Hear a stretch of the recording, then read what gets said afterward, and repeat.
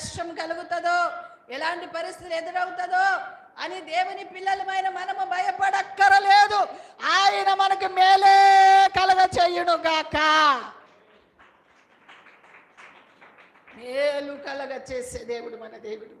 ప్రియ సంఘమా, దేవుని పిల్లలమైన మన జీవితాలలో ఎప్పుడు ఆయన మనల్ని త్రోసివేసేవాడు కాదు.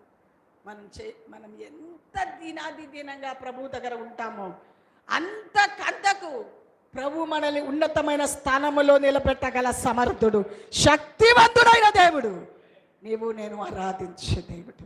అందుకే యోబు అన్నాడు, దీనులని ఉన్నతమైన స్థానంలో నిలిపే దేవుడు. ఖచ్చితంగా దీనంగా మన బ్రతుకుని దేవుని చేతిలో సమర్పణ చేసుకొని ముందుకు వెళ్తే ఏ రోజు కూడా ఆయన మనల్ని విడిచిపెట్టేవాడు కాదు. మేబీ విడిచిపెట్టాడా దేవుడు?